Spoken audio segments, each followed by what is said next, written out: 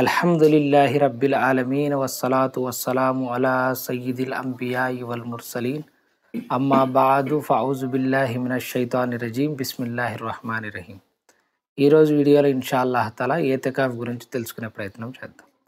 ఏతికాఫ్ అంటే అర్థం ఏమిటంటే అల్లాహ్ తఆలా యొక్క ఆరాధన కోసం మస్జిద్లో ఆగి ఉండడాన్ని ఏతికాఫ్ అంటారు.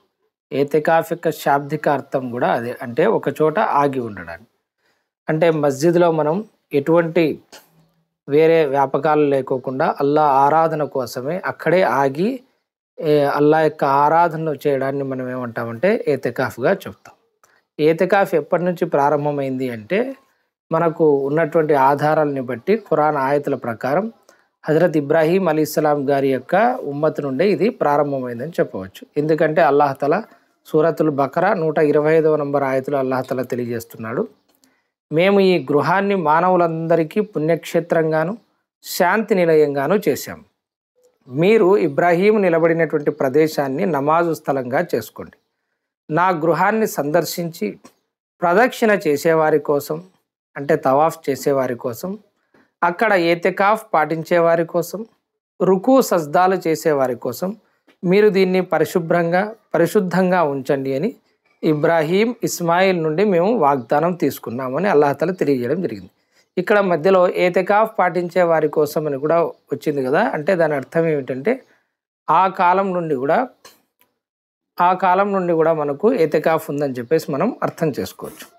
ఏతికాఫ్ యొక్క విశిష్టత ఏమిటి, ఎందుకని ఏతికాఫ్ పాటించాలి అంటే ఏతికాఫ్ విశిష్టత గురించి సహీ హదీసులు ఏం మనకు పెద్దగా లేవు. అంటే ఇందులో ఏం ఫజీలత్ ఉంది, ఎంత వస్తుంది అని. ఇంకా ఉన్న హదీసులన్నీ కూడా దాదాపుగా జయీఫ్ హదీసులే ఉన్నాయి. అయితే ఏతికాఫ్ విశిష్టత గురించి అల్లాహ్ ఖురాన్లో చెప్పడమే మనకు చాలు. అక్కడ ఏతికాఫ్ పాటించే వారి కోసం మస్జిద్ను పరిశుభ్రంగా ఉంచండి అని అల్లాహ్ తఆలా ప్రవక్తలకు ఆదేశించాడంటే అది ఏ విధమైనటువంటి గొప్ప పుణ్యకార్యమో మనము అర్థం చేసుకోవచ్చు. ఇంకొక విశిష్టత ఏమిటి ఏతికాఫ్ది అంటే అతను లైలతుల్ ఖద్ర్ను పొందుతాడు. ఏతికాఫ్ అనేది ఆఖరి 10 రోజుల్లో, రంజాన్ యొక్క ఆఖరి 10 రోజుల్లో జరుగుతుంది కాబట్టి మనకు లైలతుల్ ఖద్ర్ అనేది ఆఖరి 10 రాత్రుల్లో, మనకు బేసి సంఖ్య రాత్రుల్లో ఏదో ఒక రాత్రి రావచ్చు. కాబట్టి ఏతికాఫ్ ఉన్నటువంటి వ్యక్తి ఖచ్చితంగా లైలతుల్ ఖద్ర్ను పొందుతాడు. ఇదొక విశిష్టత. అదేవిధంగా ఈ ప్రపంచం యొక్క ఫిత్నాల నుంచి, ఇందులో ఉన్నటువంటి కల్లోలాల నుంచి అతను ఒక 10 రోజుల పాటు అల్లాహ్ తఆలా యొక్క రక్షణలో, అల్లాహ్ సంరక్షణలో ఉంటాడు. హజరత్ ఇబ్నే అబ్బాస్ రదియల్లాహు తఆలా అన్హు గారి యొక్క ఉల్లేఖనం, ప్రియ ప్రవక్త సల్లల్లాహు అలైహి వసల్లం గారు ఏతికాఫ్ పాటించే వారి గురించి ఈ విధంగా పలికారు అని ఆయన చెప్పారు. అదేమిటంటే వారు పాపాల నుంచి రక్షించబడతారు. అన్నిటికంటే మెయిన్ ఇంపార్టెంట్ ఇది. బయట ఉంటే ఎన్నో ఫిత్నాలు, కల్లోలాలు, ఉపద్రవాలు, వీటన్నిటి మధ్య పాపాల నుంచి రక్షించబడడం చాలా కష్టమవుతుంది. కానీ ఏతికాఫ్ పాటించే వాళ్ళు వాటన్నిటి నుండి రక్షింపబడతారు. అదేవిధంగా బయట పుణ్యకార్యాలు చేసే వారి మాదిరిగానే వీరికి పుణ్యం లభిస్తుంది అని. అంటే వీరు ఒకవేళ మస్జిద్ బయట ఉంటే ఏ పుణ్యకార్యాలు వీళ్ళు ఆచరించే వాళ్ళు ఆ పుణ్యకార్యాల ఫలితాన్ని అల్లాహ్ తఆలా వీళ్ళు మస్జిద్ లోపల ఉన్నా కూడా అల్లాహ్ తఆలా అనుగ్రహిస్తాడనమాట. కాబట్టి ఇది కూడా వీళ్ళకు సంబంధించి ఒక విశిష్టత. బయట సపోజ్ అతను ఏ పుణ్యకార్యాలు అయితే చేస్తూ ఉన్నావు, అంటే ఉదాహరణకు ఎవరికైనా అన్నం పెడతాండే, లేదంటే తల్లిదండ్రులను సేవిస్తాండే, లేదంటే వేరే ఇతర అవసరాలకు తీర్చి అతను పుణ్యం సంపాదించుకుంటాండే, ఈ మస్జిద్లో ఉన్నా సరే ఏతికాఫ్ వ్యక్తికి వాటి పుణ్యాన్ని అల్లాహ్ తఆలా తగ్గించాడు, వాటి పుణ్యాన్ని కూడా డైలీ చేసే పుణ్యాన్ని ఇస్తాడు. ఈ హదీస్ మిష్కాత్లో 2108, ఇబ్నే మాజాలో 1781. మరొక జయీఫ్ హదీస్ ఉంటుంది షోబుల్ ఈమాన్లో. ఇది ఏతికాఫ్ విశిష్టత గురించి చెప్తూ ఉంటారు. అయితే దీని యొక్క సహీ ప్రామాణికత అయితే నాకు లభ్యం కాలేదు. దాని ప్రకారం ప్రియ ప్రవక్త సల్లల్లాహు అలైహి వసల్లం గారు ఈ విధమైనటువంటి భావంతో ఒక హదీస్ని చెప్పారు. అదేమిటంటే ఎవరైతే పవిత్ర రమదాను మాసంలోని ఆఖరి 10 రోజుల్లో ఏతికాఫ్ పాటిస్తారో అతను 2 హజ్జులు 2 ఉమ్రాలు చేసిన వానిగా పరిగణించబడతాడు. అయితే ఈ హదీసు ప్రామాణికమైనది కాదు. ఏతికాఫ్ ఎన్ని రోజులు ప్రియ ప్రవక్త సల్లల్లాహు అలైహి వసల్లం గారు పాటించేవారంటే ఒక హదీస్ ప్రకారం ప్రియ ప్రవక్త సల్లల్లాహు అలైహి వసల్లం గారు 30 రోజులు కూడా ఏతికాఫ్ చేశారు. మిష్కాత్లో 2087వ నంబర్ హదీస్. అంటే అది ఎందుకు చేశారు 30 రోజులు అంటే లైలతుల్ ఖద్ర్ను కనుక్కోవడానికి మొదట 10 రోజులు చేయడం జరిగింది. అందులో అల్లాహ్ తఆలా ఏ సూచన ఇవ్వలేదు. మళ్ళీ 10 రోజులు ఏతికాఫ్ పాటించారు, అందులో కూడా ఏ సూచన ఇవ్వలేదు. ఇక ఆఖరి 10 రోజుల్లో అల్లాహతఆలా లైలతుల్ ఖద్ర్ గురించిన సమాచారం ఇవ్వడం జరిగింది. కాబట్టి ఒక సంవత్సరం ప్రవక్త సల్లల్లాహు అలైహి వసల్లం గారు 30 రోజుల పాటు కూడా మస్జిద్లో గుడారం వేసుకొని ఎతికాఫ్ను పాటించారు. ప్రవక్త సల్లల్లాహు అలైహి వసల్లం గారు 20 రోజుల ఎతికాఫ్ను కూడా పాటించారు. హజరత్ అబూ హురైరా రదియల్లాహు తఆలా అన్హు గారి యొక్క ఉల్లేఖనం, ప్రియ ప్రవక్త సల్లల్లాహు అలైహి వసల్లం గారు ఇహలోకం వీడినటువంటి సంవత్సరం 20 రోజుల పాటు ఎతికాఫ్ పాటించారు. ఈ హదీస్ సునన్ అబూ దావుద్ మరియు 2467, మిష్కాతులో 2099. అదేవిధంగా ఒకసారి ప్రవక్త సల్లల్లాహు అలైహి వసల్లం గారు ఎతికాఫ్ పాటించలేకపోయారు. దానికి గాను ఎతికాఫ్ ఖజా కూడా ఆయన పాటించారు. అదేవిధంగా అంటే హజరత్ ఉబై బిన్ కాబ్ రదియల్లాహు తఆలా అన్హు గారి యొక్క ఉల్లేఖనం, ప్రియ ప్రవక్త సల్లల్లాహు అలైహి వసల్లం గారు ఆఖరి 10 రోజులు ఎతికాఫ్ను పాటించేవారు. అయితే ప్రియ ప్రవక్త గారు ఒకసారి ప్రయాణంలో ఉన్నారు, అందుకని రంజాన్లో ఆఖరి 10 రోజుల పాటు ఎతికాఫ్ పాటించలేకపోయారు. అందుకని మరుసటి సంవత్సరం 20 రోజుల పాటు ఎతికాఫ్ను పాటించారు. ఇంకొక రివాయత్ ఉంటుంది, ప్రవక్త సల్లల్లాహు అలైహి వసల్లం గారు రంజాన్లో ఆఖరి 10 రోజుల్లో ఎతికాఫ్ పాటించలేకపోతే షవ్వాల్లో కూడా పాటించారని చెప్పేసి ఒక రివాయతు మనకు లభిస్తుంది. ఇకపోతే ఆఖరి 10 రోజుల పాటు ఎతికాఫ్ను పాటించడం అనేది సున్నతే ముఅక్కిదా మరియు సున్నతే కిఫాయా అవుతుంది. అంటే ప్రియ ప్రవక్త సల్లల్లాహు అలైహి వసల్లం గారు ఆఖరి 10 రోజుల ఎతికాఫ్ని మాత్రం రంజాన్లోని ఏ రంజాన్ని కూడా ఆల్మోస్ట్ దాదాపుగా వదలలేదన్నమాట, ఒక్క రంజాన్ తప్ప. కాబట్టి ముస్లింలకు ఇది సున్నతే ముఅక్కిదా కిఫాయా ఉంటుంది. సున్నతే ముఅక్కిదా అంటే ఏ సున్నతనైతే ప్రియ ప్రవక్త సల్లల్లాహు అలైహి వసల్లం గారు వదలకోకుండా మరణించేంత వరకు కూడా, అంటే ఇహలోకం వీడేంత వరకు కూడా ఆచరించారో దాన్ని సున్నతే ముఅక్కిదా అంటారు. సున్నతే కిఫాయా అని ఎందుకంటాం ఇక్కడ అంటే, ఎప్పుడైతే ఈ సున్నతుని మస్జిద్ ఉన్నటువంటి ప్రజలు ఏ ఊర్లోనైతే ఎవరూ కూడా పాటించకోకుండా వదిలేస్తారో, అంటే ఆ సున్నతిని వాళ్ళు బ్రతికించారో, అటువంటి వాళ్ళు పాపాత్ములుగా పరిగణించబడతారు. మొత్తం ఆ ఊరి వాళ్ళందరూ, ఒకవేళ ఆ వీధిలో మస్జిద్ ఉంటే ఆ వీధి మస్జిద్లో ఎవరూ ఎతికాఫ్ పాటించకపోతే ఆ ఏరియాకి సంబంధించినటువంటి వాళ్ళందరూ కూడా పాపాత్ములుగా పరిగణించబడతారు ఫికా హనఫీలో. కాబట్టి ఇది సున్నతే ముతవాతిరా, సున్నతే ముఅక్కిదా, సున్నతే కిఫాయా. తప్పనిసరిగా ఎవరో ఒకరు మస్జిద్లో ఎతికాఫ్ ఉండేటువంటి ప్రయత్నం చేయాలి. హజరత్ అబ్దుల్లా బిన్ ఉమర్ రదియల్లాహు తఆలా అన్హు గారి యొక్క ఉల్లేఖనం, ప్రియ ప్రవక్త సల్లల్లాహు అలైహి వసల్లం గారు రమజాను మాసం యొక్క ఆఖరి 10 రోజులను ఎతికాఫ్ పాటిస్తూ గడిపేవారు. ఈ హదీస్ ఇబ్నే మాజా 1773 సహీ హదీస్.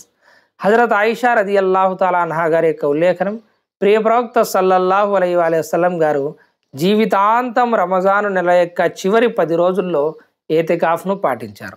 ఆయన తర్వాత ఆయన సతీమణులు కూడా ఎతికాఫ్ను పాటించారు. ఆయన సతీమణులు ప్రియ ప్రవక్త సల్లల్లాహు అలైహి వసల్లం గారి యొక్క భార్యలు కూడా ఆ ఎతికాఫ్ను కొనసాగించడం జరిగింది. మస్జిద్ యొక్క సెహన్లో బయట గుడారాలు వేసుకునే వాళ్ళు, అందులో వాళ్ళు ఎతికాఫ్ను పాటించేవాళ్ళు. ఆఖరి 10 రోజులు ప్రవక్త సల్లల్లాహు అలైహి వసల్లం గారు తీవ్రమైనటువంటి ఆరాధన చేసేవారు. హజరత్ ఆయిషా రదియల్లాహు తఆలా అన్హా గారి యొక్క ఉల్లేఖనం, ఆమె అంటున్నారు, రమజాన్ యొక్క ఆఖరి 10 రోజులు మొదలవగానే ప్రియ ప్రవక్త సల్లల్లాహు అలైహి వసల్లం గారు రాత్రులు ఆరాధన కొరకై మేల్కొల్పేవారు మరియు వారి కుటుంబ సభ్యులను కూడా మేల్కొల్పేవారు. మరియు ఆయన తీవ్రంగా ఆరాధన చేయడానికే సన్నద్ధమయ్యేవారు. ఆయన మేల్కొనేవారు రాత్రి మొత్తం, మరియు కుటుంబ సభ్యులందరినీ కూడా మేల్కొల్పేవారు. తీవ్రమైనటువంటి ఆరాధన ఆఖరి 10 రోజుల్లో రంజాన్లో చేసేవారు. ఇది సహీ ముస్లిం హదీస్ 2787. హజరత్ ఆయిషా రదియల్లాహు తఆలా అన్హా గారి కథనం, ప్రియ ప్రవక్త సల్లల్లాహు అలైహి వసల్లం గారు రమజాన్ యొక్క చివరి 10 రాత్రుల్లో ఎంతో కఠినంగా ఆరాధన చేసేవారు. ఆ విధంగా మిగిలిన సమయంలో ఎప్పుడూ చేసేవాళ్ళు కాదు. ఇది ఇబ్నే మాజాలో 1767. అంటే మిగిలిన సమయాల్లో చేసే ఆరాధన కంటే రమజాన్ యొక్క ఆఖరి 10 రోజుల్లో విపరీతమైనటువంటి ఆరాధన ప్రవక్త సల్లల్లాహు అలైహి వసల్లం గారు చేసేవాళ్ళు. ఇకపోతే స్త్రీలు ఎతికాఫ్ పాటించవచ్చా అంటే, స్త్రీలు కూడా ఎతికాఫ్ పాటించవచ్చు. అల్లాహతాలా ఖురాన్ కరీంలో కూడా దీనికి సంబంధించి చెప్పడం జరిగింది. మీరు ఎతికాఫ్ పాటించే సమయంలో స్త్రీల దరిదాపులకు పోకూడదు అని చెప్పేసి. హరంలో వీటిలో అయితే స్త్రీలు కూడా అక్కడ ఎతికాఫ్ పాటిస్తారు, కానీ మామూలు మస్జిదులలో స్త్రీలు ఎతికాఫ్ పాటించడానికి ఇక్కడ అవకాశాలు లేవు. కాబట్టి వాళ్ళు ఇంట్లోనే ఒక రూమ్ని వాళ్ళు కేటాయించుకొని అక్కడే వాళ్ళు ఎతికాఫ్ని పాటించుకోవాలి. ఎతికాఫ్ అనేది కేవలం అల్లాహ్ ప్రసన్నత కోసమే పాటించాలి, ఎవరి కోసమో దీన్ని పాటించకూడదు. పేరు ప్రఖ్యాతుల కోసమో లేదంటే వారిని సత్కరిస్తారనో లేదంటే ప్రపంచానికి చూపించారనో చేయకూడదు. ఎందుకంటే ఒక రివాయత్ ఉంది, హజరత్ ఆయిషా రదియల్లాహు తాలా అన్హా గారు ఈ విధంగా పలికారు. ప్రియ ప్రవక్త సల్లల్లాహు అలైహి వసల్లం గారు రంజాన్ యొక్క ఆఖరి 10 రోజులు మస్జిద్లో ఇతికాఫ్ పాటించేవారు. నేను ప్రియ ప్రవక్త సల్లల్లాహు అలైహి వసల్లం గారి కొరకు ఒక గుడారాన్ని సిద్ధం చేసేదాన్ని. ప్రవక్త సల్లల్లాహు అలైహి వసల్లం గారు ఫజ్ర్ నమాజ్ చదువుకున్న తర్వాత ఆ గుడారంలోకి ప్రవేశించేవారు. తర్వాత హఫ్సా రదియల్లాహు తాలా అన్హా ఆమె కోసం ఒక గుడారం వేసుకోవడానికి హజరత్ ఆయిషా గారి యొక్క అనుమతి కోరారు. హఫ్సా గారు కూడా ప్రవక్త గారి యొక్క భార్యనే. దానికి ఆయిషా రదియల్లాహు తాలా అన్హా గారు అనుమతిని ఇచ్చారు. దాంతో ఆమె ఒక గుడారం వేసుకుంది. తర్వాత మరొక భార్య, ప్రవక్త గారి యొక్క భార్య జైనబ్ బిన్తే జహష్, ఈమె కూడా ఇదంతా చూసి ఆమె కూడా ఒక గుడారం వేసుకున్నారు. తెల్లవారేటప్పటికి ప్రవక్త సల్లల్లాహు అలైహి వసల్లం గారు చాలా గుడారాలన్నింటినీ చూసి ఏంటివి అని అన్నారు. ఆయనకు జరిగిందంతా చెప్పబడింది. అప్పుడు ఆయన ఇలా అంటున్నారు, మీరేమనుకుంటున్నారు, ఈ గుడారాలు పుణ్యాలు పొందాలనే నియత్తో వేయబడ్డాయని అనుకుంటున్నారా? అంతే. ఆయన ఆ విషయం చెప్పి మొత్తం గుడారాలన్నింటినీ తీసేయించారు. వాళ్ళ యొక్క నియత్తు ఏమున్నదంటే ప్రవక్త సల్లల్లాహు అలైహి వసల్లం గారిని విడిచి ఉండలేక వాళ్ళు ఎతికాఫ్లో కూడా ఆయన దగ్గరగా ఉండాలని చెప్పేసి వాళ్ళు గుడారాలు వేసుకున్నారని చెప్పి ప్రవక్త సల్లల్లాహు అలైహి వసల్లం గారు గుడారాలని మొత్తం కూడా తొలగించారు. ఆయన గుడారాలని కూడా తొలగించారు. తర్వాత షవ్వాల్ నెలలో 10 రోజుల పాటు ఇతికాఫ్ చేశారు. ఈ హదీసే ఇంతకుముందు నేను చెప్పింది. కాబట్టి నియత్ అనేది ఇక్కడ చాలా ముఖ్యం అని ప్రవక్త సల్లల్లాహు అలైహి వసల్లం గారు ఈ హదీస్ ద్వారా స్పష్టంగా తెలియజేస్తున్నారు. ఎవరి కోసమో కాదు, దేనికోసమో కాదు, కేవలం అల్లా ప్రసన్నత కోసం మాత్రమే మనం ఇతికాఫ్ను పాటించాల్సి ఉంటుంది. ఈ హదీస్ బుఖారీలో 2033, అబూదావుద్లో 2465 సహీహ్ హదీస్. ఇతికాఫ్ పాటించడానికి షరతులు ఏమిటి? ఇతికాఫ్ పాటించడానికి 3 షరతులు ఉన్నాయి. ఒకటి, మస్జిద్లో ఇతికాఫ్ పాటించడం. మస్జిద్లో కాకోకుండా మదరసాల్లో కానీ వేరే చోట కానీ పురుషులు ఇతికాఫ్ను పాటిస్తే అది ఇతికాఫ్ కిందికి రాదు. కాబట్టి పురుషులు మస్జిద్లో కాకుండా వేరే చోట ఎక్కడా కూడా ఇతికాఫ్ను పాటించకూడదు. 2, ఇతికాఫ్ కోసం సంకల్పం అంటే నియత్ అనేది చాలా ముఖ్యం. ఇంతకుముందు హదీస్లోనే మనం చెప్పుకున్నాం, నియత్ చాలా ఇంపార్టెంట్. అదేవిధంగా ప్రవక్త సల్లల్లాహు అలైహి వసల్లం గారు చెప్పారు, ఆచరణల యొక్క ఫలితాలన్నీ కూడా వాటి యొక్క నియతులు, సంకల్పాలపై ఆధారపడి ఉంటాయి అని. అదేవిధంగా విశ్వాసి యొక్క సంకల్పం అతని ఆచరణ కంటే కూడా మేలైనది అని మనకు ప్రవక్త గారి హదీసులు ఉన్నాయి. కాబట్టి ఖచ్చితంగా సంకల్పం చేసుకోవాలి. అయితే సంకల్పం అనేది అదేం నోటితో చెప్పేటువంటిది ఏం కాదు, మనసులో చేసుకుంటే చాలు. అంటే అల్లాహ్ ప్రసన్నత కోసం నేను ఈ విధంగా రంజాన్ యొక్క ఆఖరి 10 రోజులు ఇతికాఫ్ పాటించదలుచుకున్నాను అని వాళ్ళు సంకల్పం చేసుకుంటే సరిపోతుంది. 3వ షరతు ఏమిటంటే అతను హదసే అక్బర్ నుంచి పవిత్రుడై ఉండాలి. హదసే అక్బర్ అంటే అతని మీద గుసుల్ కానీ ఫర్జ్ అయి ఉండకూడదు, వేరే ఏ విధమైనటువంటి లైంగిక అశుద్ధావస్థలు అతను ఉండకూడదు. అలాంటి అశుద్ధతను తొలగించుకొని పరిశుద్ధత పొందాలి. అంటే గుసులు వాజిబ్ అయ్యింటే అతను గుసులు చేసుకొని ఇతికాఫ్కు రావాలి. అంతే తప్ప టైం అయిపోతుందని చెప్పేసి అతను అలాగే మస్జిద్లోకి రాకూడదు. ఇవి ఇతికాఫ్కు సంబంధించి షరతులు. ఇకపోతే స్త్రీలు ఇతికాఫ్ పాటించే దాని గురించి మనం చూద్దాం. ఆ కాలంలో ఏ విధంగా పాటించేవారంటే హజరత్ ఆయిషా రదియల్లాహు తాలా అన్హా గారి యొక్క ఉల్లేఖనం, ప్రియ ప్రవక్త సల్లల్లాహు అలైహి వసల్లం గారు జీవితాంతం రంజాను నెలలో 10 రోజుల్లో ఆఖరి 10 రోజుల్లో ఇతికాఫ్ పాటించేవారు. ఆయన తర్వాత ఆయన సతీమణులు కూడా ఇతికాఫ్ పాటించారు. అంటే దీన్ని బట్టి స్త్రీలు కూడా ఇతికాఫ్ పాటిస్తారు అని చెప్పేసి మనకు స్పష్టమైపోతుంది. ఈ హదీస్ మిష్కాతులో 2097, బుఖారీలో 2026, ముస్లింలో 2784. ఒకవేళ ఏదైనా మస్జిద్లో స్త్రీలకు ఇతికాఫ్ పాటించే అనుమతి ఉంటే పాటించవచ్చు, లేదా వారి ఇంటిలోనే మస్జిదే బైత్ అంటే ఎక్కడైతే ఇంటిలో నమాజులు చేస్తూ ఉంటారో దాన్ని ఏమంటారంటే మస్జిదే బైత్ అంటారు. మనకి ఇప్పుడు అది ఫాతిహా రూమ్ అని చెప్పేసి పిలుస్తూ ఉన్నారు. దాన్ని ఏమంటారంటే వాస్తవానికి మస్జిదే బైత్ అంటే ఇంటిలో, ఏ ఇంటిలో అయితే నమాజులు చేసే ప్రదేశం ఉందో దాన్ని మస్జిదే బైత్ అంటారు. వారు అక్కడ ఇతికాఫ్ పాటించుకోవచ్చు. లేదా అక్కడ వాళ్ళకు సౌకర్యం లేదు అంటే ఏదైనా ఒక రూమ్ ఉంటే దాన్ని వాళ్ళు ఇతికాఫ్ కోసం నిర్ణయించుకోవచ్చు. లేదా ఏదైనా ఒక మూలన ఒక పరదా కట్టుకొని అక్కడే ఆ ఇతికాఫ్ పాటించవచ్చు. అయితే ఇతికాఫ్ పాటించేటప్పుడు వాళ్ళు ఒకవేళ వంట చేయడానికో లేదంటే వేరే అవసరాలకి అక్కడ నుంచి బయటికి రావచ్చు. అందులో తప్పేం లేదు. స్నానానికి కానీ వేరే అవసరాలకు కానీ వాళ్ళు బయటికి రావచ్చు. అయితే స్త్రీల కోసం మరొక షరతు ఏమిటి అంటే రజస్వల సమయంలో వాళ్లకు ఇతికాఫ్ లేదు. హజరత్ ఆయిషా రదియల్లాహు తాలా అన్హా గారి యొక్క ఉల్లేఖనం, ఉపవాసం లేకుండా ఎతికాఫ్ లేదు అనేది హదీస్ మనకుంది. అయితే ఎతికాఫ్ కోసం షరత్ ఏమిటంటే ఉపవాసంలో ఉండడం షరత్. కాబట్టి రజస్వల మహిళకు ఎప్పుడైతే ఉపవాసం లేదో ఆటోమేటిక్గా వాళ్ళ ఎతికాఫ్ కూడా లేదు. హజరత్ ఆయిషా రదియల్లాహు తాలా అన్హా గారి ఉల్లేఖనం, ప్రియప్రవక్త సల్లల్లాహు అలైహి వసల్లం గారి సమక్షంలో మాకు హైజ్ అయ్యేది, అంటే రజస్వల అయ్యేది. అప్పుడు మేము విడిచినటువంటి ఉపవాసాలను ఖజా పాటించవలసిందిగా ఆయన మమ్మల్ని ఆదేశించారు. కాబట్టి ఉపవాసాలు వాళ్ళు పాటించడానికి లేదు, కాబట్టి ఆటోమేటిక్గా ఎతికాఫ్ను కూడా వాళ్ళ పాటించడానికి లేదు. వాళ్ళ ఎతికాఫ్ అంతటితో రద్దు అవుతుంది. ఎతికాఫ్లో ఉన్న వారికి బహిష్టు మహిళలు సపర్యలు చేయవచ్చా, ఏదైనా వంట చేసి పెట్టడం కానీ ఇలాంటివి చేయవచ్చా? దీనికి సంబంధించినటువంటి హదీసులు చూడండి.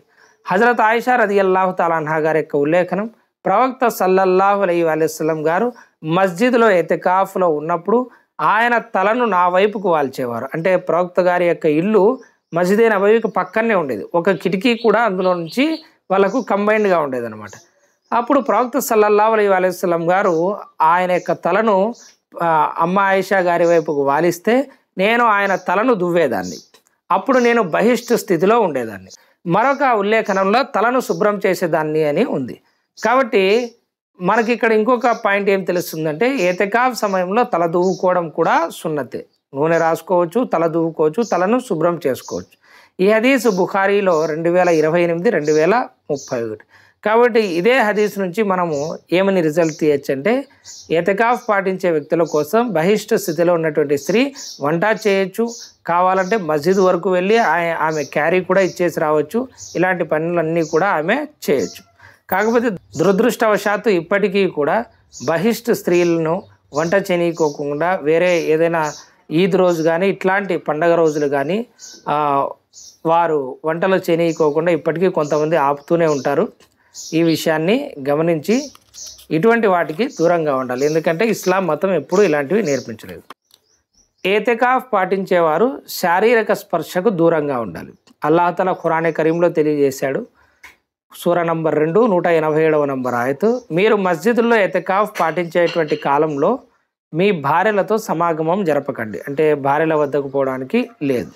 హజరత్ ఆయిషా రదియల్లాహు తాలా అన్హా గారి ఉల్లేఖనం, ఎవరైతే మస్జిద్ నందు ఎతికాఫ్ పాటిస్తున్నారో వ్యాధిగ్రస్తుని పరామర్శించడం కానీ జనాజాలో పాల్గొనడం కానీ, మరీ ముఖ్యమైతేనే ఇవి కూడా వారి భార్యలను స్పర్శించడం లేదా కౌగిలించుకోవడం సున్నత్ కాదు. వారి భార్యల దగ్గరకు పోవడం కూడా సున్నత్ కాదు. ఉపవాసంలో మనకు కొన్ని వాటికి అనుమతి ఉంది, కానీ ఎతికాఫ్లో దేనికి కూడా అనుమతి లేదు. ఎందుకంటే పూర్తిగా తన యొక్క ఆరాధన అల్లాహ్ తఆలా కోసం, తన యొక్క సమయాన్ని అల్లాహ్ కోసం కేటాయించుకోవాలి. అదేవిధంగా సరైన కారణం లేకోకుండా మస్జిద్ నుంచి బయటికి లేదా ఇంటికి వెళ్ళరాదు. హజరత్ ఆయిషా రదియల్లాహు తాలా అన్హా గారి యొక్క ఉల్లేఖనం, ప్రియ ప్రవక్త సల్లల్లాహు అలైహి వసల్లం గారు మస్జిద్ నందు ఎతికాఫ్ పాటిస్తున్నప్పుడు సరైన కారణం లేకుండా ఇంటికి వచ్చేవాళ్ళు కాదు. అప్పుడు కూడా ఎందుకు వచ్చేవాళ్ళంటే, ఏదైనా వంట అది తినడానికి కానీ, లేదంటే ఏదైనా వేరే మలమూత్ర విసర్జనాలకు అవసరాలకు కానీ, ఎందుకంటే అప్పట్లో మస్జిదుల్లో ఈ రకమైన బాత్రూమ్ల ఫెసిలిటీ లేదన్నమాట. ఇట్లాంటి ఏదైనా ముఖ్యమైన అవసరాల కోసం అయితే బయటికి రావచ్చు, లేదంటే బయటికి రావడానికి లేదనమాట. ఈ హదీస్ మనకు బుఖారీలో 2029. ఇప్పుడు కూడా మస్జిదుల్లో ఎతికాఫ్ పాటించే వాళ్ళు మస్జిద్ ప్రాంగణం నుంచి వాళ్ళు బయటికి రావడానికి లేదు. ఎప్పుడైతే బయటికి వచ్చారో వారి యొక్క ఎతికాఫ్ అనేది భంగం అయిపోతుంది. మరొక హదీస్ చూడండి. హజరత్ ఆయిషా రదియల్లాహు తాలా అన్హా గారి యొక్క ఉల్లేఖనం, ప్రవక్త సల్లల్లాహు అలైహి వసల్లం గారు మస్జిద్ నందు ఎతికాఫ్ పాటిస్తున్నప్పుడు కాలకృత్యాలు తీర్చుకోవడానికి మాత్రమే ఇంటిలోనికి వచ్చేవారు. అప్పటి కాలంలో మస్జిద్లో టాయిలెట్, బాత్రూమ్ ఫెసిలిటీ లేదు కాబట్టి ఈ విధంగా చేసేవాళ్ళు.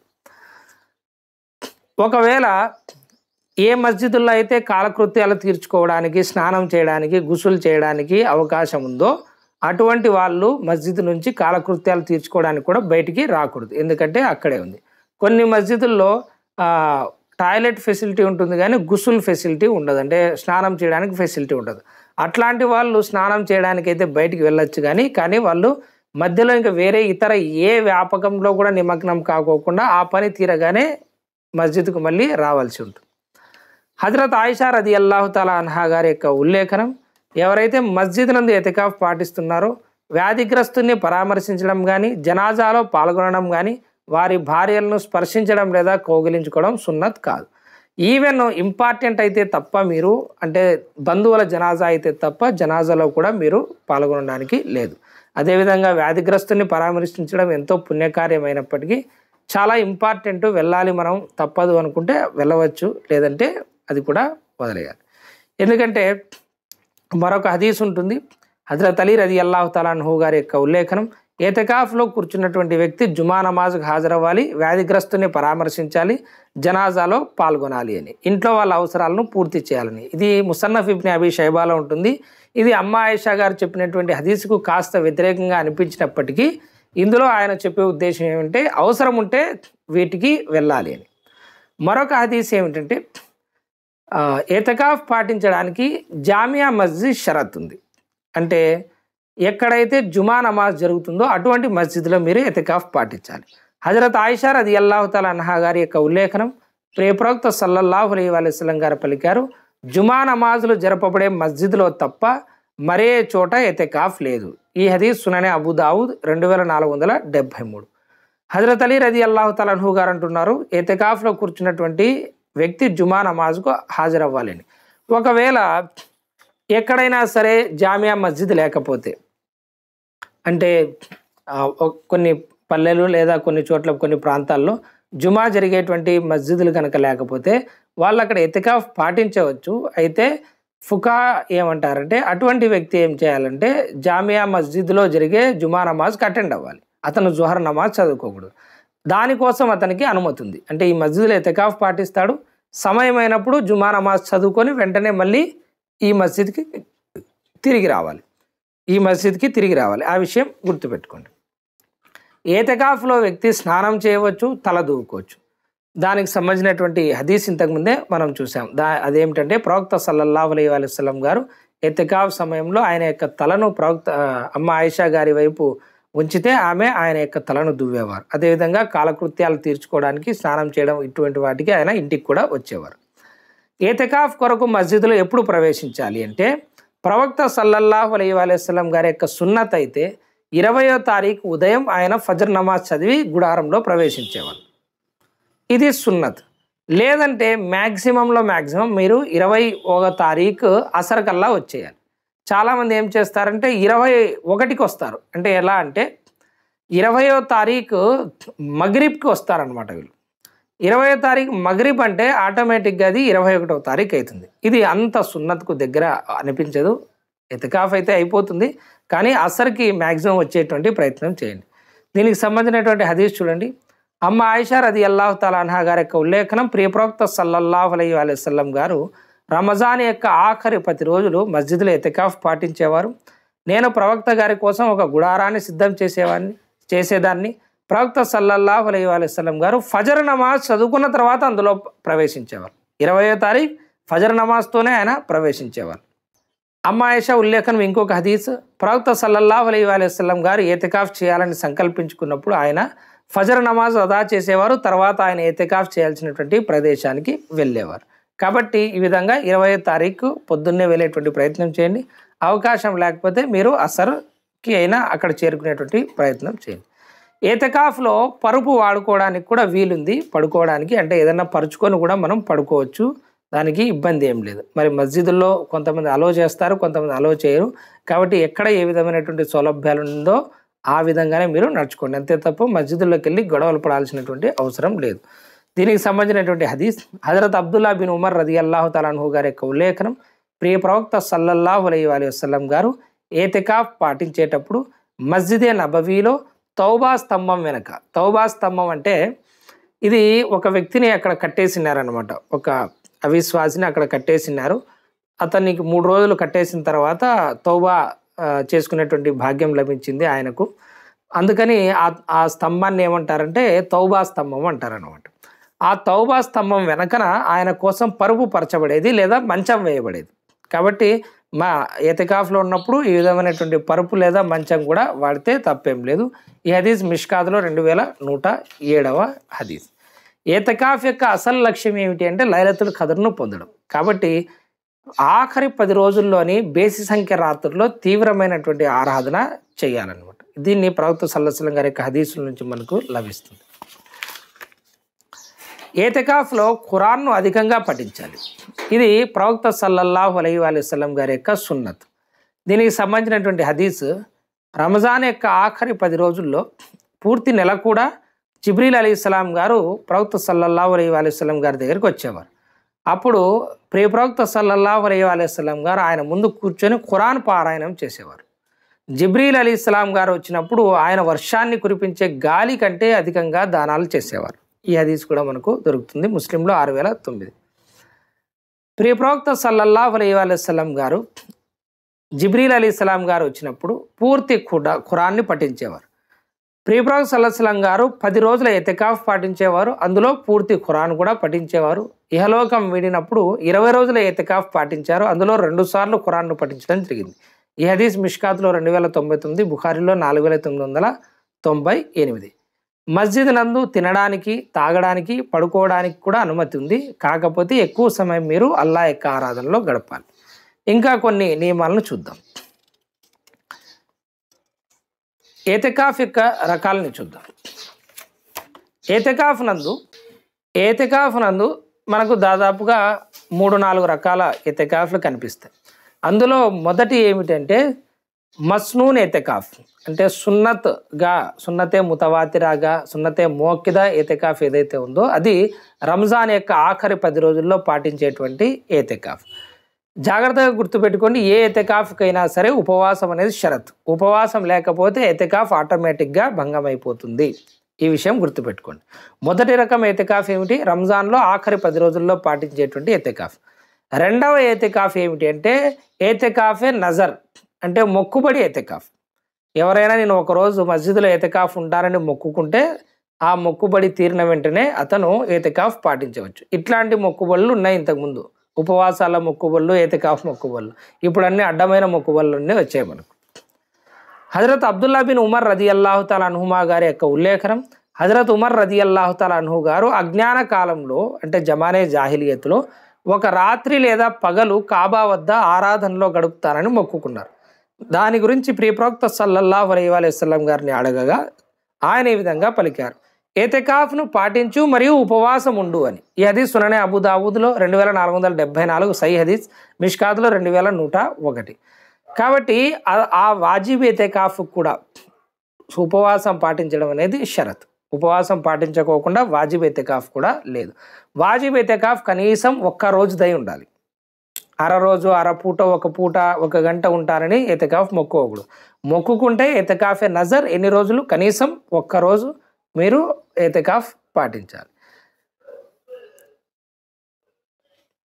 1 రోజు నుంచి ఎన్ని రోజులైనా మళ్ళీ మీరు దీన్ని మొక్కుకోవచ్చు. నఫ్లీ ఏతికాఫ్, 3వ రకం ఏతికాఫ్ ఏమిటంటే నఫ్లీ ఏతికాఫ్. అంటే మీరు ఎప్పుడైనా సరే మీరు మొక్కుకున్నా మొక్కుకోకపోయినా మీకు ఎప్పుడైనా ఇష్టం వచ్చినప్పుడు మస్జిద్లో 1 రోజు ఏతికాఫ్ పాటించవచ్చు. లేదా ఆఖరి 10 రోజులు సున్నత్ ఏతికాఫ్కి మనకు ఏర్పాట్లు చేస్తారు కాబట్టి అప్పుడు కూడా మీరు అక్కడ ఏతికాఫ్ను పాటించేటువంటి ప్రయత్నం చేయొచ్చు. అప్పుడు నఫిల్ నియత్తో 1 రోజు కానీ 2 రోజులు కానీ మీ ఇష్టం. ఎందుకంటే అందరికీ 10 రోజులు, ఆఖరి 10 రోజులు ఉండేటువంటి ఏతికాఫ్ పాటించే అవకాశం లభించదు. మరియు మస్జిద్లు కూడా మిగిలిన సమయాల్లో ఏతికాఫ్ పాటించడానికి అవకాశం ఇవ్వరు. కాబట్టి ఏం చేయాలంటే ఎవరైనా నఫిల్ ఏతికాఫ్ పాటించదలిస్తే 1 లేదా 2 రోజులు వాళ్ళు ఇక్కడ పాటించాలనుకున్నా పాటించవచ్చు. లేదా ఎవరైనా మొక్కుబడి చేసుకుంటే గిన ఈ విధంగా మొక్కుబడి చేసుకోండి, రంజాన్ యొక్క ఆఖరి 10 రోజుల్లో పాటిస్తారని. వాళ్ళకు కూడా మస్జిద్లో ఏతికాఫ్ పాటించే అవకాశం ఇస్తారు కాబట్టి మీరు లక్షణంగా పాటించవచ్చు. ఇక్కడికి 3 ఏతికాఫ్ల రకాలు అయిపోయినాయి. 4వది, ఇది ఫికా గ్రంథాల్లో లభిస్తుంది. దీనికి సంబంధించి నాకు ప్రామాణికమైనటువంటి హదీసులు ఏం లభించలేదు. అదేమిటంటే ముస్తహబ్ ఏతికాఫ్ అంటారు, లేదా దాన్నే సున్నత్ ఏతికాఫ్ అంటూ ఉంటారు. ఇదేమిటంటే దీనికి కండిషన్ ఏం లేదు, ఇన్ని రోజులు, ఇంత పూట, ఇన్ని గంటలు ఏం లేదు. ఎప్పుడు మీరు మస్జిద్లో ప్రవేశించినా కూడా ఏతికాఫ్ నియత్ చేసుకోవచ్చు. ఎప్పుడు కావాలంటే అప్పుడు బయటికి వెళ్ళవచ్చు. దీన్నే కొంతమంది ఈ విధంగా చదివిస్తూ ఉంటారు, నవైతు అన్ సున్నతల్ ఏతికాఫ్ అని చెప్పేసి, నవైతు అన్ నఫిల్ ఏతికాఫ్ అని ఈ విధమైనటువంటి పదాలతో చదివిస్తూ ఉంటారు. అయితే ఇది ఫికా పుస్తకాల్లో లభించింది కానీ నాకు ఎక్కడ హదీసుల్లో ఈ విధమైనటువంటిది లభించలేదు. ఈ 4 ఏతికాఫ్లు మనకు ఉంటాయి. ఇక కొన్ని నియమాల గురించి కూడా చూద్దాం. వాజిబ్ ఏతికాఫ్ గడువు కనీసం 1 రోజు ఉండాలి. అత్యధిక గడువుకి ఎలాంటి షరతు లేదు. వాజిబ్ ఏతికాఫ్ ఇంతకుముందు నేను చెప్పాను కదా, నజర్ ఏతికాఫ్కి ఒక రోజు నుంచి ఎన్ని రోజులైనా పాటించవచ్చు. అయితే దాంట్లో కూడా ఉపవాసం ఉండడం ముఖ్యం. ముస్తహబ్ ఎతికాఫ్ కోసం కూడా గడువు ఏది లేదు. అంటే ఆఖరణ చెప్పానే నవైతు అన్ సున్నతల్ ఎతికాఫ్ అని. ఆ ముస్తహబ్ ఎతికాఫ్కి ఎటువంటి గడువు లేదు, ఎంతసేపు అయినా ఉండొచ్చు. స్త్రీలు తమ ఇళ్లలో సాధారణంగా తమ నమాజులు చేసేటువంటి చోట ఎతికాఫ్ పాటించాలి. మస్జిదులలో మాత్రం ఇప్పటికీ ఎతికాఫ్ పాటించే అవకాశం లేదు. ఫికా హనఫీలో మస్జిద్లో ఎతికాఫ్ పాటించడం స్త్రీలు మక్రూహే తెహ్రీమీ అవుతుంది. వాజిబ్ ఎతికాఫ్ ఏదైనా కారణం వల్ల భంగం అయితే దాని ఖజా పాటించడం కూడా వాజిబే అవుతుంది. ఏదైనా కారణం వల్ల వారి యొక్క వాజిబ్ ఎతికాఫ్ కనకపోతే మళ్ళీ కూర్చోవాలి. అయితే ముస్తహబ్ ఎతికాఫ్కి మస్నూన్ ఎతికాఫ్కు ఖజా లేదు. మస్నూన్ ఎతికాఫ్ అంటే ఆఖరి 10 రోజుల్లో పాటిస్తాం కదా, అది దానికి ఖజా ఏం లేదు మళ్ళీ. ఎందుకంటే మళ్ళీ రంజాన్లో కూడా అది మస్నూనే అవుతుంది, మధ్యలో మళ్ళీ పాటించడానికి లేదు. కాబట్టి మస్నూన్ ఎతికాఫ్కు ఖజా లేదు, అదేవిధంగా ముస్తహబ్ ఎతికాఫ్కి కూడా ఖజా ఏం లేదు. మస్నూన్ ఎతికాఫ్ సమయంలో రంజాన్ యొక్క 20వ తేదీన సూర్యాస్తమయం నుండి ప్రారంభమై ఈద్ నెలవంక వరకు కనిపించేటి వరకు ఈ యొక్క ఎతికాఫ్ సమయం అనేది ఉంటుంది. అంటే 20వ తారీఖు మగ్రిబ్ నుండి ప్రారంభమవుతుంది. మీరు మగ్రిబ్ లోపలనే వచ్చేయాలి, మగ్రిబ్ ప్రారంభమైన తర్వాత రాకూడదు. మగ్రిబ్ ప్రారంభం అవుతానే మీకు ఈ యొక్క ఎతికాఫ్ టైం స్టార్ట్ అయింది. ఎప్పటి వరకు ఉంటుంది? ఈద్ కోసం చాంద్ కనిపిస్తుంది, నెలవెంక కనిపించినప్పుడు అప్పటికి మీకు ఈ ఎతికాఫ్ అనేది పూర్తయిపోతుంది. అది ఈద్ నెలవంక 29వ తారీఖు కనిపించినా, అంటే 9 రోజుల నెల మీకు ఎతికాఫ్ అయినా, లేదా 30వ తారీఖు కనిపించి 10 రోజుల ఎతికాఫ్ అయినా కూడా మస్నూన్ ఎతికాఫ్ అనేది పూర్తయిపోతుంది. అదేవిధంగా ఎతికాఫ్లో మస్జిద్లో ఉన్నప్పుడు ఎహ్తిలాం అయ్యేటువంటి అవకాశాలు కూడా పురుషులకు ఉంటాయి. అటువంటి వాళ్ళు భయపడాల్సినటువంటి అవసరం లేదు. వాళ్ళు ఎప్పుడైతే ఇట్లాంటి ఛాయలు వాళ్ళకి కనిపించాయో వెంటనే ఆ యొక్క నజాసతే గలీజా మస్జిద్లో ఎక్కడా పడకోకుండా ఏదైనా ఒక వస్త్రాన్ని వెంటనే వాళ్ళు చుట్టుకొని జాగ్రత్త కోసం వారి యొక్క వస్త్రాలను ఎత్తి పట్టుకొని అడుగులో అడుగు వేసుకుంటూ అటు ఇటు మళ్ళీ వెళ్ళకోకుండా చాలా వీలైనంత నెమ్మదిగా వాళ్ళు మస్జిద్లో నుంచి డైరెక్ట్గా గుసుల్ ఖానాకు వెళ్ళి అక్కడ స్నానం చేసి పవిత్రంగా వాళ్ళు గుసులు చేసుకొని మళ్ళీ మస్జిద్లోకి రావాల్సి ఉంటుంది. అంతే తప్ప భయపడిపోయి ఇంటికి పారిపోయే ప్రయత్నాలు ఏం చేయొద్దండి. ఎందుకంటే ఇవి సహజంగా జరిగేటువంటి కార్యక్రమాలే, దానికోసం మీరు భయపడాల్సినటువంటి అవసరం లేదు. ఎతికాఫ్ స్థితిలో అల్లాహ్ తాలా యొక్క జికర్, అల్లాహ్ తాలా మీద, అల్లాహ్ యొక్క ఆయతల మీద మీరు గౌరవ ఫికర్ చేయడం, ఖురాన్ని పరిశీలించడం, ఖురాన్ యొక్క తిలావత్, దురూద్ షరీఫ్ను అత్యధికంగా పఠించడం, ఇంకా వీలైతే మస్జిద్లో ఎతికాఫ్లో కూర్చున్నటువంటి మీరు ఎవరైతే ఉంటారో అందరూ కలిసి ధర్మ విషయాల గురించి చర్చించుకోవడం, లేదంటే అల్లాహ్ యొక్క ఆయతుల గురించి పరస్పరం బోధించుకోవడం, మసాయిలు పరస్పరం బోధించుకోవడం, ఈ విధంగా ధర్మ విద్యను ఏదైతే ఉందో మీరు ఒకరికొకరు చెప్పుకోవడం, ఇట్లాంటి పనుల్లో నిమగ్నం అవ్వడం అనేది ముస్తహబ్. పూర్తిగా మౌనముద్రను దాల్చి, అంటే ఇంకేం మాట్లాడుకోకుండా ఏం చేసుకోకుండా ఏదో పొద్దున్నే శైరీ వస్తుంది తిన్నామా, ఇలా గోడకు అనుకొని కూర్చున్నామా, మళ్ళీ నమాజ్ టైం అయింది పిలిచినారా, నమాజ్ చేసుకున్నామా, పడుకున్నామా, ఈ విధంగా చేయొద్దండి. ఎందుకంటే ఎతికాఫ్ లక్ష్యమే మనం అల్లాహ్ యొక్క ఆరాధనను అత్యధికంగా చేసుకోవాలని. కాబట్టి ఇట్లాంటిది. ఇంకొకటి ఇందులో వార్నింగ్ ఏమిటంటే, ఇక దొరికారులే పిల్లలు ఎతికాఫ్లో అని చెప్పేసి కొంతమంది ఏం చేస్తూ ఉంటారంటే, పాపం వాళ్ళకు అలవాటు ఉండదు, నిద్ర వస్తూ ఉంటుంది, నమాజ్ తర్వాత నిద్రపోతారు. వాళ్ళని ఏం చేస్తారంటే ఇంకా అదే పనిగా లేపడం, వాళ్ళను ఒక రకంగా హింసించి చదువు అని చెప్పేసి చెప్పడం, లేదంటే వాళ్ళు పాపం వీడు వచ్చేంత వరకు కూడా చదువుకొనే ఉంటాడు. ఇతను అసర్ సమయంకి 5 గంటలకు వస్తాడు, అప్పుడు వాడు నిద్రపోతుంటాడు అనుకోండి. వీళ్ళు మస్జిదుల్లో నిద్రపోవడానికి వచ్చినారా, ఎతికాఫ్ పాటించడానికి వచ్చినారా అని వాళ్ళని నిందించడం, ఇట్లాంటి పనులు చేసి ఆ వచ్చేటువంటి యువత యొక్క మీరు స్థైర్యాన్ని దెబ్బతీసినట్టయితే నెక్స్ట్ టైం వాళ్ళు రావడానికి భయపడతారు. మనం ఎలాగో ఉన్నాము, మళ్ళీ వచ్చే వాళ్ళని కూడా మనం మాటలు అంటాం. కాబట్టి ఈ రకమైనటువంటి పనులు చేయొద్దండి. ఎవరికి ఎంత శక్తి సామర్థ్యాలు ఉన్నాయో ఆమెనే వాళ్ళు చేయగలుగుతారు. మీరు వాళ్ళకు తరగీబ్ ఇచ్చే ప్రయత్నం చేయండి. ఎక్కువసేపు పడుకుంటున్నారు ఇట్లా అంటే కనుక మీరు వాళ్ళకు చెప్పండి, ఏదైనా జిక్ర్ చేసుకోమనో లేదంటే ఖురాన్ చదవమనో ఇట్లాంటివి మీరు ప్రేరేపించండి. అంతే తప్ప వాళ్ళను మస్జిదుల్లో అవమానించేటువంటి పనులు చేయొద్దండి. ఎతికాఫ్ పాటించేటువంటి వ్యక్తి తన పూర్తి సమయాన్ని ఎతికాఫ్ స్థలంలోనే గడపాలి. ఈవెన్ వాళ్ళు మస్జిద్ యొక్క ఆవరణలోకి, అంటే కొంచెం ఎండ తగిలేటువంటి ప్రాంతంలో కూడా వాళ్ళు పోకూడదు అనమాట. కొన్ని చోట్ల ఏమైందంటే మస్జిద్ ఒక చోటుకి ఎండ అవుతుంది, బయట అంతా ఒసారా ఉంటుంది, అటువంటి చోటుకు కూడా వాళ్ళు పోకూడదు. ఎక్కడి వరకైతే మనకు నమాజులు చదువుతారో ఆ ప్రాంతంలో వాళ్ళు తిరగాడచ్చు, అంతకు మించి బయటికి పోవడానికి వాళ్ళకు అవకాశం లేదు. అయితే మలమూత్ర విసర్జన కోసం, జుమా నమాజ్ కోసం ఇంతకుముందే చెప్పినట్టు, అదేవిధంగా భోజనం తెచ్చినారు ఎవరైనా, అది గేట్ దగ్గరికి వెళ్ళి తీసుకోవాలి. ఎవరు తీసుకోవడానికి లేదంటే మనమే వెళ్ళి గేట్ దగ్గరికి వెళ్ళి తీసుకున్నా కూడా తప్పు లేదు. వీటికి తప్ప ఇంకా వేరే ఏ చిన్న చిన్న పనులకు వీళ్ళు ఎతికాఫ్ నుంచి బయటికి పోకపోవడమే మంచిది. ఎతికాఫ్ గురించి సంకల్పం చేసుకున్నప్పుడు జనాజా నమాజ్ కూడా సంకల్పం చేసుకుంటే, అంటే కొన్ని మస్జిద్లలో జనాజాలు అక్కడికే తేపడతాయి, అక్కడే జనాజా నమాజ్ చదివిస్తారు. కాబట్టి ఇతను ఎతికాఫ్లో ఉన్నాను కదా అని చెప్పేసి జనాజా నమాజ్ చదవడానికి డైరెక్ట్గా వెళ్ళకూడదు. ఎందుకంటే ఇంతకుముందే ఒక హదీస్ మనం చెప్పుకున్నాం, అవసరమైతే తప్ప జనాజాలో పాల్గొనడం కానీ లేదంటే రోగిని పరామర్శించడానికి కూడా మీరు వెళ్ళడం అనేది సున్నత్ కాదు అని. మీరు ఎతికాఫ్కి నియత్ చేసుకున్నప్పుడే జనాజాలకు వస్తే కూడా నియత్ చేసుకుంటే, ఒకవేళ మస్జిద్లోకి జనాజా తేబడితే గనక మీరు మస్జిద్లో జనాజా నమాజ్ కూడా చదివించవచ్చు, ఇందులో ఎటువంటి తప్పు లేదు. ఒకవేళ మీ బంధువులు ఎవరైనా సరే జనాజాకు అటెండ్ అవ్వాల్సి వస్తే మీరు నిరభ్యంతరంగా పోయి జనాజాకు అటెండ్ అయ్యి మీరు కావాలంటే మళ్ళీ వచ్చి ఎతికాఫ్లో పాల్గొనవచ్చు. ఈ విషయం కూడా గుర్తుపెట్టుకోండి.